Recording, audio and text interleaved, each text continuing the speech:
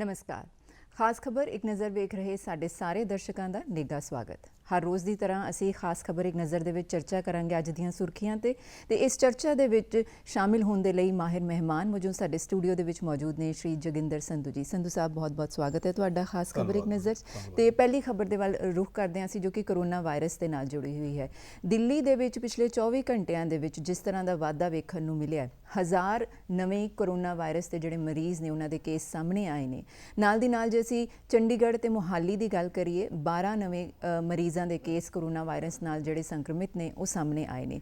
जिस तरह के हालात देश दे विच कोरोना वायरस की संख्या दे मरीज़ों की संख्या वधदी जा रही है, संधू साहब नाल दी नाल इस नूं वेखदे होए हरियाणा ने दिल्ली दे नाल अपना लगदा जिहड़ा बॉर्डर है उसनूं भी सील करन दी जिहड़ी पहल है वो कीती है। तुसीं ये पूरे हालातां बारे की कहना चाहोगे?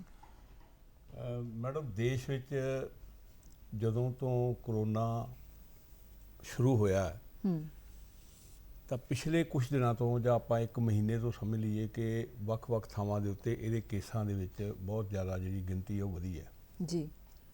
कई सूबियां दे विच हालत जिहड़ी है वो बहुत ज़्यादा गंभीर है, क्योंकि उत्थे बहुत ज़्यादा मरीज़ जिहड़े है वो रोज़ नवे आ रहे हैं, जिन्हां विच महाराष्ट्र, गुजरात, मध्य प्रदेश ते दिल्ली नूं भी लै सकदे आ जी।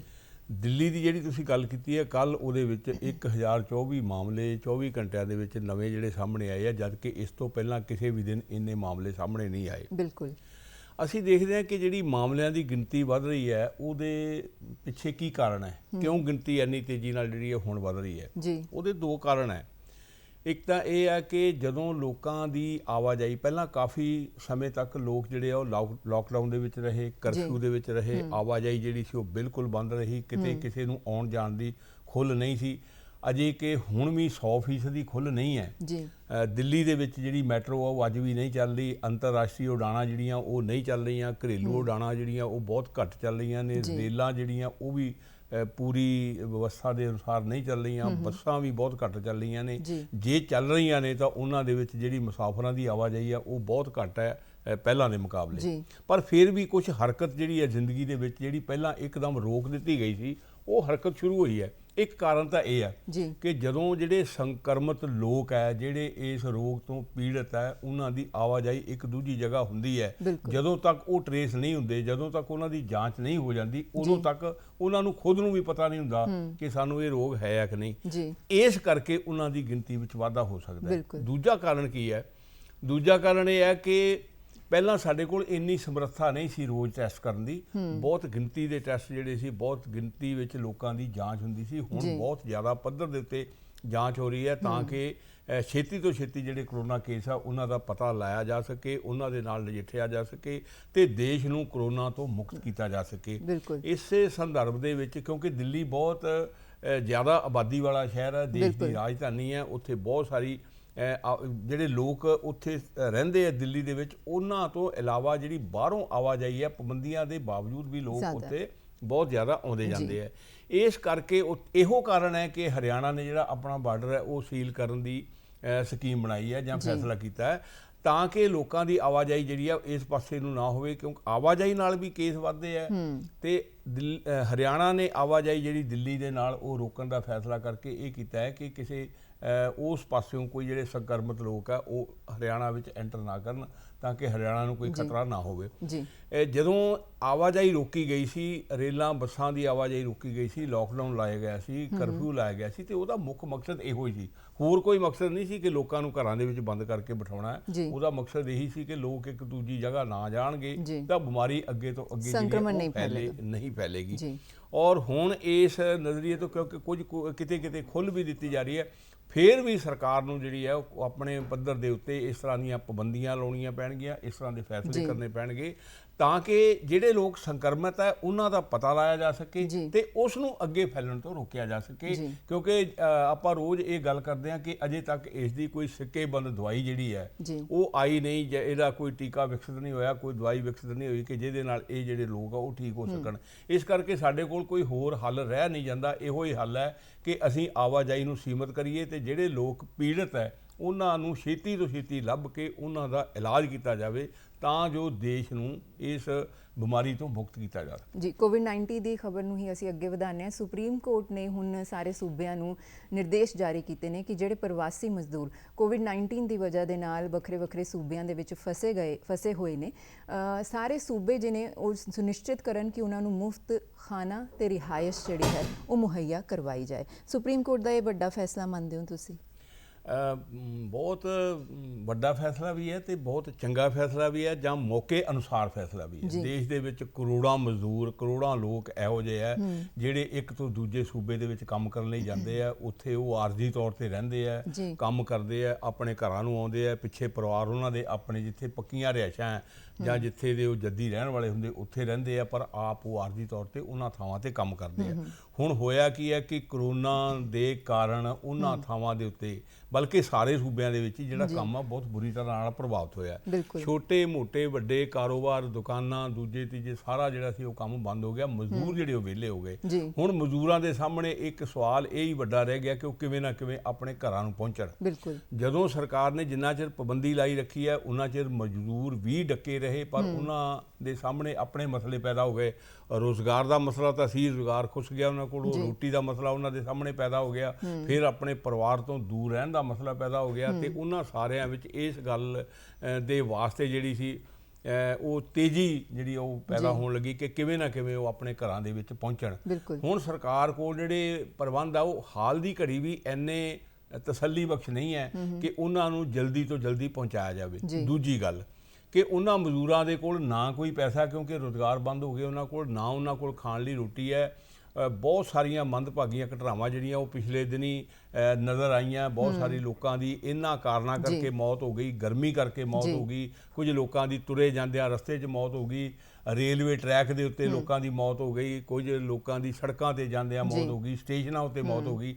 ਔਰ ਇਹਨਾਂ ਸਾਰੀਆਂ ਚੀਜ਼ਾਂ ਦੀ ਰਿਪੋਰਟ ਜਿਹੜੀ ਹੈ ਉਹ ਸੁਪਰੀਮ ਕੋਰਟ ਤੱਕ ਵੀ ਪਹੁੰਚੀ।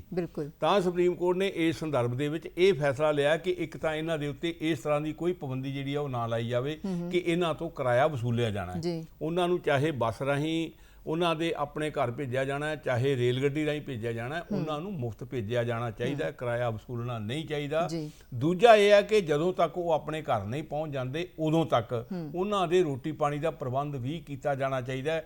ਹਾਲਾਂਕਿ ਗੱਲ ਇਹ ਵੀ ਗੰਭੀਰਤਾ ਨਾਲ ਸੋਚਣ ਵਾਲੀ ਹੈ ਕਿ ਜਦੋਂ ਉਹ ਘਰ ਪਹੁੰਚ ਵੀ ਜਾਣਗੇ, ਆਪਣਾ ਰੁਜ਼ਗਾਰ ਤਾਂ ਉਹ ਛੱਡ ਕੇ ਜਾ ਰਹੇ ਆ ਤੇ ਘਰੋਂ ਰੁਜ਼ਗਾਰ ਦੀ ਖਾਤਰ ਉਹ ਦੂਜੇ ਸੂਬਿਆਂ 'ਚ ਆਏ ਸੀ, ਘਰ ਜਾ ਕੇ ਉਹਨਾਂ ਨੂੰ ਰੁਜ਼ਗਾਰ ਤੇ ਰੋਟੀ ਜਿਹੜੀ ਆ ਉਹ ਕਿੱਥੋਂ ਮਿਲਣੀ ਹੈ। ਸਰਕਾਰ ਨੂੰ ਇਸ ਪੱਖ ਤੋਂ ਵੀ ਸੋਚਣਾ ਚਾਹੀਦਾ ਹੈ। ਪਰ ਹਾਲ ਦੀ ਘੜੀ ਸੁਪਰੀਮ ਕੋਰਟ ਦਾ ਫੈਸਲਾ ਇੰਨਾ ਹੀ ਆਇਆ ਹੈ ਕਿ ਉਹਨਾਂ ਨੂੰ ਯਾਤਰਾ ਜਿਹੜੀ ਸਹੂਲਤ ਹੈ ਉਹ ਦਿੱਤੀ ਜਾਵੇ, ਕਿਰਾਇਆ ਨਾ ਲਿਆ ਜਾਵੇ, ਖਾਣ ਲਈ ਰੋਟੀ ਪਾਣੀ ਦਾ ਪ੍ਰਬੰਧ ਕੀਤਾ ਜਾਵੇ ਔਰ ਉਹਨਾਂ ਨੂੰ ਸ਼ਾਂਤੀਪੂਰਵਕ ਉਹਨਾਂ ਦੇ ਘਰਾਂ ਤੱਕ ਪਹੁੰਚਾਇਆ ਜਾਵੇ। ਜੀ, ਸਰਕਾਰ ਦੀ ਜਦੋਂ ਅਸੀਂ ਪਹਿਲ ਦੀ ਗੱਲ ਕਰਦੇ ਹਾਂ ਤਾਂ ਗ੍ਰਹਿ ਮੰਤਰੀ ਅਮਿਤ ਸ਼ਾਹ ਨੇ ਕੱਲ੍ਹ ਸੂਬੇ ਦੇ ਜਿੰਨੇ ਵੀ ਚੀਫ ਮਿਨਿਸਟਰਸ ਨੇ ਉਹਨਾਂ ਦੇ ਨਾਲ ਇੱਕ ਮੀਟਿੰਗ ਕੀਤੀ ਹੈ ਤੇ ਉਹਨਾਂ ਤੋਂ ਸੁਝਾਅ ਮੰਗੇ ਨੇ ਕਿ ਅਗਲਾ ਜਿਹੜਾ ਲੋਕਡਾਊਨ ਹੈ ਉਸ ਦੇ ਬਾਰੇ ਉਹ ਕੀ ਕਹਿਣਾ ਚਾਹੁੰਦੇ ਨੇ, ਉਸ ਨੂੰ ਆਪਣੇ ਸੂਬਿਆਂ ਦੇ ਵਿੱਚ ਜਾਰੀ ਰੱਖਣਾ ਚਾਹੁੰਦੇ ਹਨ ਕਿ ਨਹੀਂ। ਸਥਾਨਕ ਪੱਧਰ ਤੇ ਸੂਬੇ ਹੀ ਇਹ ਫੈਸਲਾ ਕਰ ਸਕਦੇ ਆ ਕਿ ਸਾਡੇ ਖੇਤਰ ਦੇ ਵਿੱਚ, ਸਾਡੇ ਇਲਾਕੇ 'ਚ, ਸਾਡੇ ਸਟੇਟ ਦੇ ਵਿੱਚ ਕਿਸ ਤਰ੍ਹਾਂ ਦੀ ਸਥਿਤੀ ਹੈ। ਅਸੀਂ ਇੱਥੇ ਕਿਸ ਤਰ੍ਹਾਂ ਦੇ ਰੁਜ਼ਗਾਰ ਨੂੰ ਖੋਲ੍ਹ ਸਕਦੇ ਹਾਂ, ਕਿਸ ਤਰ੍ਹਾਂ ਦੇ ਕਾਰੋਬਾਰ ਨੂੰ ਖੋਲ੍ਹ ਸਕਦੇ ਹਾਂ, ਲੋਕਾਂ ਨੂੰ ਆਵਾਜਾਈ ਦੀ ਜਿਹੜੀ ਆ ਉਹ ਕਿੰਨੀ ਅਸੀਂ ਸਹੂਲਤ ਦੇ ਸਕਦੇ ਹਾਂ ਜਾਂ ਕਿੱਥੋਂ ਤੱਕ ਅਸੀਂ ਬਰਦਾਸ਼ਤ ਕਰ ਸਕਦੇ ਹਾਂ ਤਾਂ ਕਿ ਬਿਮਾਰੀ ਦੇ ਖਤਰੇ ਤੋਂ ਵੀ ਬਚਿਆ ਜਾ ਸਕੇ ਔਰ ਲੋਕਾਂ ਦੇ ਜਿਹੜੇ ਕੰਮ ਧੰਦੇ ਆ ਕਿਸੇ ਨਾ ਕਿਸੇ ਹਾਲਤ ਵਿੱਚ ਉਹ ਵੀ ਸ਼ੁਰੂ ਕੀਤੇ ਜਾ ਸਕਣ। ਮੁੱਖ ਮਕਸਦ ਤਾਂ ਇਹਦਾ ਇਹੋ ਹੀ ਹੈ। ਇਸ ਕਰਕੇ ਗ੍ਰਹਿ ਮੰਤਰੀ ਨੇ ਵੱਖ-ਵੱਖ ਸੂਬਿਆਂ ਦੇ ਮੁੱਖ ਮੰਤਰੀਆਂ ਨਾਲ ਇਹ ਗੱਲ ਕੀਤੀ ਹੈ ਕਿ ਜਿਹੜਾ ਅਗਲਾ ਲੋਕਡਾਊਨ ਹੈ 5ਵੀਂ ਮਿਆਦ ਵਾਲਾ, ਉਹਨੂੰ ਜਦੋਂ ਸ਼ੁਰੂ ਕੀਤਾ ਜਾਣਾ ਹੈ, ਕਿਉਂਕਿ ਇਹ 31 ਨੂੰ ਖਤਮ ਹੋ ਜਾਣਾ ਹੈ ਚੌਥਾ ਲੋਕਡਾਊਨ, ਤੇ ਉਸ ਤੋਂ ਬਾਅਦ ਜਦੋਂ ਸ਼ੁਰੂ ਕੀਤਾ ਜਾਣਾ ਤੇ ਉਹਦੇ ਵਿੱਚ ਕਿਸ ਤਰ੍ਹਾਂ ਦੀਆਂ ਪਾਬੰਦੀਆਂ ਲਾਗੂ ਰਹਿਣਗੀਆਂ ਜਾਂ ਕੋਈ ਹੋਰ ਨਵੀਆਂ ਲਾਈਆਂ ਜਾਣੀਆਂ ਚਾਹੀਦੀਆਂ ਜਾਂ ਕਿਸ ਤਰ੍ਹਾਂ ਦੀਆਂ ਛੋਟਾਂ ਜਿਹੜੀਆਂ ਉਹ ਲੋਕਾਂ ਨੂੰ ਦਿੱਤੀਆਂ ਜਾਣਗੀਆਂ, ਕਿਹੜੇ ਕੰਮ ਧੰਦੇ ਖੋਲ੍ਹੇ ਜਾਣਗੇ, ਸਕੂਲ ਕਾਲਜ ਖੁੱਲ੍ਹਣਗੇ ਕਿ ਨਹੀਂ, ਧਾਰਮਿਕ ਸਥਾਨ ਜਿਹੜੇ ਆ ਉਹ ਖੁੱਲ੍ਹਣਗੇ ਕਿ ਨਹੀਂ, ਜਿਹੜੇ ਆਪਣੇ ਮਾਲ ਹੈ ਜਾਂ ਸਿਨੇਮਾ ਘਰ ਹੈ ਜਾਂ ਹੋਰ ਹੈ, ਇਹ ਸਾਰੀਆਂ ਚੀਜ਼ਾਂ ਉੱਤੇ ਕਿਉਂਕਿ ਹਾਲ ਦੀ ਘੜੀ ਪਾਬੰਦੀ ਲੱਗੀ ਹੋਈ ਹੈ ਕਿ ਇਹਨਾਂ ਨੂੰ ਖੋਲ੍ਹਿਆ ਜਾਵੇਗਾ ਜਾਂ ਨਹੀਂ, ਅੰਸ਼ਕ ਤੌਰ ਤੇ ਖੋਲ੍ਹਿਆ ਜਾਵੇਗਾ, ਪੂਰਾ ਖੋਲ੍ਹਿਆ ਜਾਵੇਗਾ ਕਿ ਬੰਦ ਹੀ ਰੱਖਿਆ ਜਾਵੇਗਾ। ਕੇਂਦਰ ਸਰਕਾਰ ਇਹ ਸਾਰਾ ਕੁਝ ਮੁੱਖ ਮੰਤਰੀਆਂ ਨਾਲ ਸਲਾਹ ਕਰਕੇ ਫਿਰ ਹੀ ਅੱਗੋਂ ਫੈਸਲਾ ਕਰੇਗੀ। ਜੀ, ਇੱਕ ਸਕਾਰਾਤਮਕ ਮੋੜ ਦੇਖੀਏ ਇਸ ਦੇ ਵਿੱਚ ਤੇ ਭਾਰਤ ਅਤੇ ਅਫਗਾਨਿਸਤਾਨ ਦੇ ਵਿਚਕਾਰ ਵਾਪਸ ਜਿਹੜਾ ਵਪਾਰ ਹੈ ਉਹ 2.5 ਮਹੀਨੇ ਬਾਅਦ ਫਿਰ ਤੋਂ ਸ਼ੁਰੂ ਹੋਇਆ। ਪਾਕਿਸਤਾਨ ਦੀ ਹਕੀਕਤ ਵਿੱਚ ਇਹ ਆ ਕਿ ਅਫਗਾਨਿਸਤਾਨ ਨਾਲ ਜਿਹੜਾ ਭਾਰਤ ਦਾ ਵਪਾਰ ਹੁੰਦਾ ਹੈ ਨਾ ਉਹ ਵਾਇਆ ਪਾਕਿਸਤਾਨ ਹੀ ਹੁੰਦਾ ਹੈ ਔਰ ਉਹਦੇ ਵਿੱਚੋਂ ਬਹੁਤਾ ਹਿੱਸਾ ਜਿਹੜਾ ਉਹ ਅਟਾਰੀ ਬਾਰਡਰ ਰਾਹੀਂ ਆਉਂਦਾ। ਹਾਲਾਂਕਿ ਜੰਮੂ ਕਸ਼ਮੀਰ ਦੇ ਵਿੱਚ ਵੀ ਕੁਝ ਥਾਵਾਂ ਤੋਂ ਬਾਰਡਰ ਹੁੰਦਾ ਆ, ਵਪਾਰ ਹੁੰਦਾ ਬਾਰਡਰ ਰਾਹੀਂ, ਪਰ ਬਹੁਤਾ ਜਿਹੜਾ ਉਹ ਅਟਾਰੀ ਬਾਰਡਰ ਰਾਹੀਂ, ਵਾਹਗਾ ਬਾਰਡਰ ਰਾਹੀਂ ਜਿਹੜਾ ਉਹ ਹੁੰਦਾ। ਔਰ ਇਸ ਨੂੰ ਪਿਛਲੇ 2.5-3 ਮਹੀਨਿਆਂ ਤੋਂ ਰੋਕ ਦਿੱਤਾ ਗਿਆ ਸੀ, ਬੰਦ ਕਰ ਦਿੱਤਾ ਗਿਆ ਸੀ, ਜਦੋਂ ਪਾਕਿਸਤਾਨ ਨੇ ਇਹ ਕਿਹਾ ਸੀ ਕਿ ਅਸੀਂ ਭਾਰਤ ਦੇ ਨਾਲ ਕਿਸੇ ਤਰ੍ਹਾਂ ਦਾ ਕੋਈ ਵਪਾਰਕ ਆਦਾਨ ਪ੍ਰਦਾਨ ਨਹੀਂ ਕਰਾਂਗੇ। ਔਰ ਇਸ ਤਰ੍ਹਾਂ ਦੀ ਸ਼ਰਤ ਵੀ ਲਾ ਦਿੱਤੀ ਗਈ ਸੀ ਕਿ ਅਫਗਾਨਿਸਤਾਨ ਤੋਂ ਵੀ ਜਿਹੜੀ ਕੋਈ ਮਾਲ ਦੀ ਢੋਆ ਢੁਆਈ ਹੈ ਭਾਰਤ ਦੇ ਨਾਲ, ਉਹ ਇਸ ਰਸਤੇ ਤੋਂ ਨਹੀਂ ਆਉਣ ਦੇਵਾਂਗੇ। ਔਰ ਹੁਣ ਇਹ ਪਹਿਲਾ ਮੌਕਾ ਸੀ ਕਿ ਕੱਲ੍ਹ ਜਿਹੜਾ ਉਹ ਇੱਕ ਟਰੱਕ ਆ ਜਿਹੜਾ ਸਮਾਨ ਦਾ, ਉਹ ਇਸ ਰਸਤੇ ਲੰਘਿਆ ਅਫਗਾਨਿਸਤਾਨ ਤੇ ਭਾਰਤ ਦੇ ਵਿੱਚ। ਦੁਬਾਰਾ ਉਮੀਦ ਇਹ ਜਾਗੀ ਹੈ ਕਿ ਦੁਬਾਰਾ ਫਿਰ ਜਿਹੜਾ, ਕਿਉਂਕਿ ਬਹੁਤ ਸਾਰਾ ਸਮਾਨ ਔਰ ਸੁੱਕੇ ਮੇਵੇ, ਹੋਰ ਕਈ ਤਰ੍ਹਾਂ ਦੇ ਮਸਾਲੇ ਅਫਗਾਨਿਸਤਾਨ ਤੋਂ ਇੱਧਰ ਆਉਂਦੇ ਆ, ਔਰ ਭਾਰਤ ਤੋਂ ਬਹੁਤ ਸਾਰਾ ਸਮਾਨ ਜਿਹੜਾ ਉਹ ਉੱਧਰ ਜਾਂਦਾ ਹੈ। ਪਰ ਜਦੋਂ ਆਪਸ ਵਿੱਚ ਵਪਾਰ ਰੁਕ ਜਾਂਦਾ ਹੈ, ਜਿੱਥੇ ਚੀਜ਼ਾਂ ਦੀ ਘਾਟ ਹੁੰਦੀ ਹੈ, ਉੱਥੇ ਉਹਨਾਂ ਦੀ ਮਹਿੰਗਾਈ ਬਹੁਤ ਜ਼ਿਆਦਾ ਵੱਧ ਜਾਂਦੀ ਹੈ, ਉਹਦਾ ਬੋਝ ਲੋਕਾਂ ਦੇ ਉੱਤੇ ਪੈਂਦਾ ਹੈ ਤੇ ਉਹ ਲੋਕਾਂ ਨੂੰ ਉਸ ਚੀਜ਼ ਦਾ ਜਿਹੜਾ ਸਾਹਮਣਾ, ਮੁਸ਼ਕਲ ਦਾ ਸਾਹਮਣਾ ਕਰਨਾ ਪੈਂਦਾ ਹੈ। ਇਸ ਕਰਕੇ ਵਪਾਰ ਜਿਹੜੇ ਆ ਉਹ ਚੱਲਦੇ ਰਹਿਣੇ ਚਾਹੀਦੇ ਆ ਤੇ ਇਹ ਚੰਗੀ ਗੱਲ ਹੋਈ ਹੈ, ਸ਼ੁਰੂਆਤ ਹੋਈ ਹੈ ਕਿ ਕੱਲ੍ਹ ਉਹ ਦੁਬਾਰਾ ਸ਼ੁਰੂ ਹੋ ਗਿਆ। ਉਮੀਦ ਕਰਦੇ ਹਾਂ ਕਿ ਆਉਣ ਵਾਲੇ ਦਿਨਾਂ ਦੇ ਵਿੱਚ ਨਾ ਸਿਰਫ ਅਫਗਾਨਿਸਤਾਨ ਦੇ ਨਾਲ ਇਹ ਜਿਹੜਾ ਵਪਾਰ ਹੈ ਉਹ ਵਧੇਗਾ, ਪਾਕਿਸਤਾਨ ਦੇ ਨਾਲ ਵੀ ਦੁਬਾਰਾ ਉਸੇ ਲੀਹ ਦੇ ਉੱਤੇ ਇਹ ਵਪਾਰ ਜਿਹੜਾ ਉਹ ਆ ਜਾਵੇਗਾ। ਜੀ, ਕੌਮਾਂਤਰੀ ਪੱਧਰ ਤੇ ਜਦੋਂ ਅਸੀਂ ਕੋਵਿਡ-19 ਦੀ ਗੱਲ ਕਰਦੇ ਹਾਂ, ਅਮਰੀਕਾ ਵਰਗਾ ਵੱਡਾ ਦੇਸ਼ ਜਿਸ ਦੇ ਵਿੱਚ 1 ਲੱਖ ਤੋਂ ਵੀ ਜ਼ਿਆਦਾ ਮੌਤਾਂ ਹੁਣ ਤੱਕ ਕੋਵਿਡ-19 ਦੇ ਨਾਲ ਹੋ ਚੁੱਕੀਆਂ ਨੇ, ਅਮਰੀਕਾ ਦੇ ਰਾਸ਼ਟਰਪਤੀ ਡੋਨਲਡ ਟਰੰਪ ਦੇ ਦੁਆਰਾ ਕੱਲ੍ਹ ਟਵਿੱਟਰ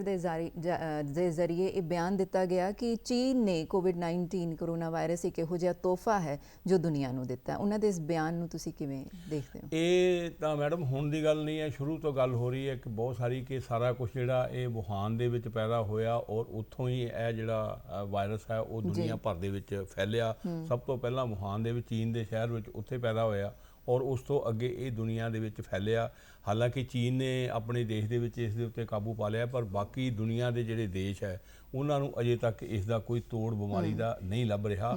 ਔਰ ਇਸ ਗੱਲ ਨੂੰ ਲੈ ਕੇ ਟਰੰਪ ਜਿਹੜਾ ਹੁਣ ਪਹਿਲੀ ਵਾਰ ਨਹੀਂ, ਇਸ ਤੋਂ ਪਹਿਲਾਂ ਵੀ ਕਈ ਵਾਰੀ ਉਹ ਇਹ ਗੱਲ ਕਹਿ ਚੁੱਕੇ ਆ, ਬਲਕਿ ਹੋਰ ਵੀ ਕਈ ਦੇਸ਼ਾਂ ਨੇ ਚੀਨ ਵੱਲ ਉਂਗਲੀ ਉਠਾਈ ਹੈ ਕਿ ਚੀਨ ਨੇ ਇਹ ਜਿਹੜਾ ਵਾਇਰਸ ਆ ਉਹ ਪੈਦਾ ਕਰਕੇ ਦੁਨੀਆ ਨੂੰ ਮੁਸ਼ਕਲ ਦੇ ਵਿੱਚ ਪਾ ਦਿੱਤਾ ਔਰ ਉੱਥੋਂ ਇਹ ਵਾਇਰਸ ਜਿਹੜਾ ਉਹ ਫੈਲਿਆ। ਇਸ ਤਰ੍ਹਾਂ ਦੀਆਂ ਹਰਕਤਾਂ ਜਿਹੜੀਆਂ ਨਹੀਂ ਹੋਣੀਆਂ ਚਾਹੀਦੀਆਂ, ਮਨੁੱਖਤਾ ਦੇ ਖਿਲਾਫ ਹੈ।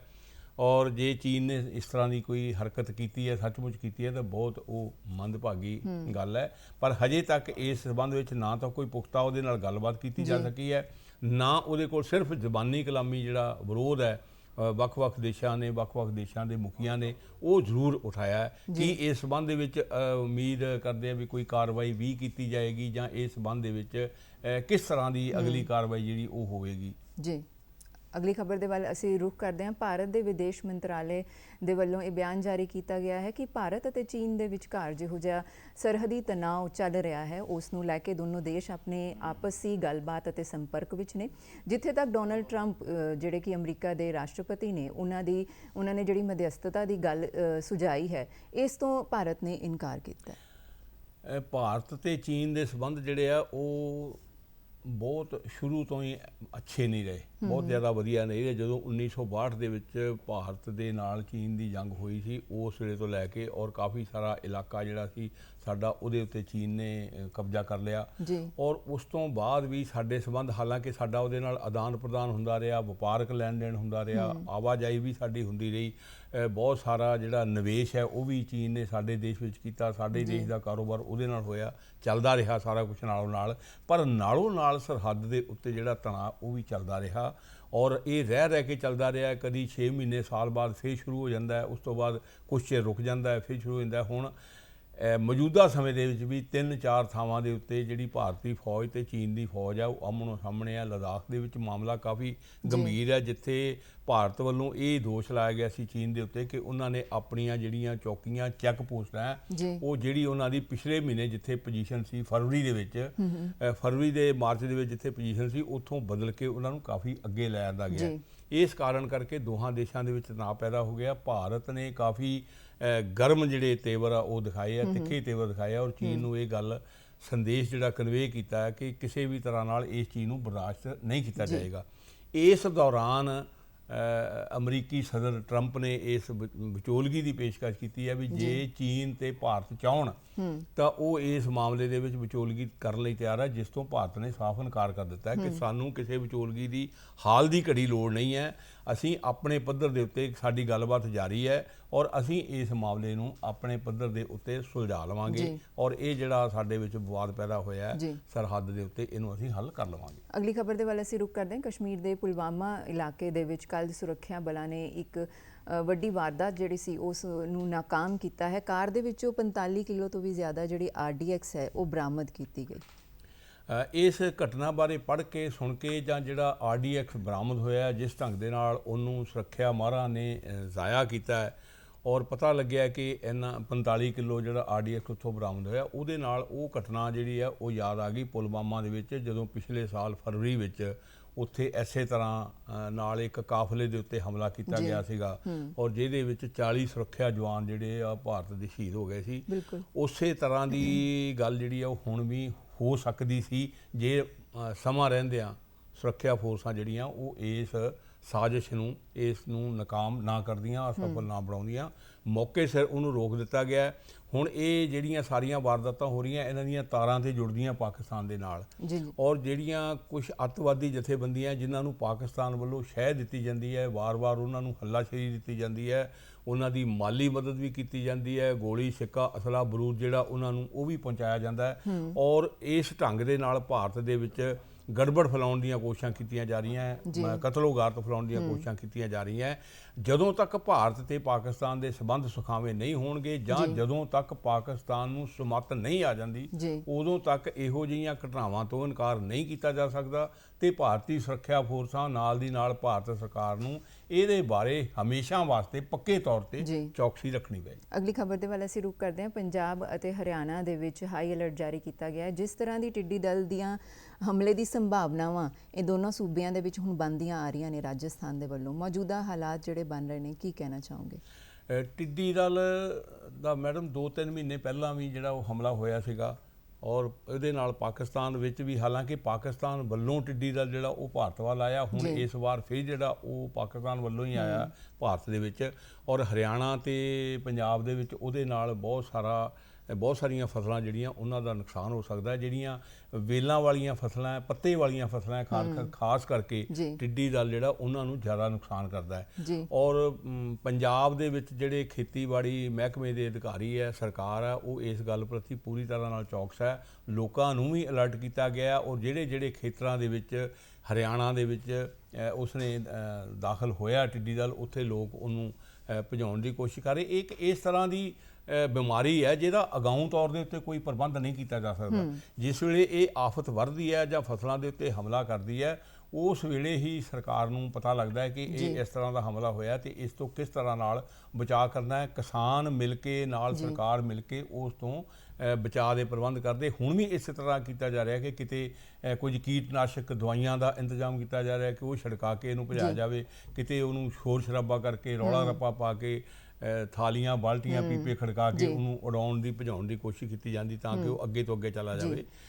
ਇਸ ਕਰਕੇ ਇਸ ਖਤਰੇ ਪ੍ਰਤੀ ਸਰਕਾਰ ਪੂਰੀ ਤਰ੍ਹਾਂ ਚੌਕਸ ਹੈ ਜੀ। ਪੰਜਾਬ ਦੇ ਵਿੱਚ ਝੋਨੇ ਦੇ ਬੀਜ ਨੂੰ ਲੈ ਕੇ ਜਿਹੜਾ ਘੁਟਾਲਾ ਸਾਹਮਣੇ ਆਇਆ ਸੀ ਉਸ ਦੀ ਜਾਂਚ ਹੁਣ SIT ਨੂੰ ਸੌਂਪੀ ਗਈ ਹੈ। ਸੰਧੂ ਸਾਹਿਬ ਬੜੀ ਮੰਦਭਾਗੀ ਗੱਲ ਹੈ ਕਿ ਪੰਜਾਬ ਦੇ ਵਿੱਚ ਜਿਹੜੇ ਖੇਤੀਬਾੜੀ ਦੇ ਨਾਲ ਸੰਬੰਧਿਤ ਆ ਉਹ ਘੁਟਾਲੇ ਜਿਹੜੇ ਆ ਉਹ ਵਾਰ-ਵਾਰ ਕਿਉਂ ਹੁੰਦੇ ਰਹੇ ਆ। ਇਹ ਅੱਜ ਪਹਿਲੀ ਵਾਰੀ ਦਾ ਘੁਟਾਲਾ ਨਹੀਂ। ਇਸ ਤੋਂ ਪਹਿਲਾਂ ਵੀ ਕਦੀ ਕੀਟਨਾਸ਼ਕ ਦਵਾਈਆਂ ਨੂੰ ਲੈ ਕੇ ਘੁਟਾਲੇ ਹੋਏ ਕਦੀ ਕਪਾਹ ਦੇ ਬੀਜ ਨੂੰ ਲੈ ਕੇ ਘੁਟਾਲੇ ਹੋਏ ਕਦੀ ਹੋਰ ਫਸਲਾਂ ਦੇ ਸੰਬੰਧ ਵਿੱਚ ਘੁਟਾਲੇ ਹੋਏ ਕਦੀ ਉਹਨਾਂ ਦੀ ਖਰੀਦ ਨੂੰ ਲੈ ਕੇ ਘੁਟਾਲਾ ਗੜਬੜ ਹੁੰਦੀ ਹੈ। ਕਿਸਾਨਾਂ ਦੇ ਨਾਲ ਇਸ ਤਰ੍ਹਾਂ ਦੀ ਜਿਹੜੀਆਂ ਜ਼ਿਆਦਤੀਆਂ ਉਹ ਬਹੁਤ ਜ਼ਿਆਦਾ ਹੁੰਦੀਆਂ। ਹੁਣ ਪੰਜਾਬ ਖੇਤੀਬਾੜੀ ਯੂਨੀਵਰਸਿਟੀ ਨੇ ਝੋਨੇ ਦੀਆਂ 2 ਕਿਸਮਾਂ ਜਿਹੜੀਆਂ ਉਹ ਤਿਆਰ ਕੀਤੀਆਂ PR 128 ਤੇ PR 129 ਉਹ 2 ਕਿਸਮਾਂ ਤਿਆਰ ਕਰਕੇ ਉਹਨਾਂ ਨੇ ਕਿਹਾ ਕਿ ਇਹਦਾ ਬੀਜ ਜਿਹੜਾ ਉਹ ਵੱਧ ਤੋਂ ਵੱਧ 70 ਰੁਪਏ ਕਿਲੋ ਦੇ ਹਿਸਾਬ ਨਾਲ ਵੇਚਿਆ ਜਾਣਾ ਚਾਹੀਦਾ ਹੈ ਔਰ ਇੱਕ ਬੀਜ ਸਟੋਰ ਵਾਲੇ ਉਹ ਵੀ ਲੁਧਿਆਣਾ ਦੇ ਵਿੱਚ ਹੀ ਉਹਨਾਂ ਦੀ ਦੁਕਾਨ ਹੈ ਜਾਂ ਏਜੰਸੀ ਹੈ ਸ਼ਾਇਦ ਹੋਰ ਥਾਵਾਂ ਦੇ ਉੱਤੇ ਵੀ ਹੋਵੇ ਔਰ ਉਹ 200 ਰੁਪਏ ਕਿਲੋ ਵੇਚ ਰਹੇ ਸੀ। ਹੁਣ ਕਿੱਥੇ 70 ਰੁਪਏ ਦੀ ਕਿੱਥੇ 200 ਰੁਪਏ ਕਿਲੋ।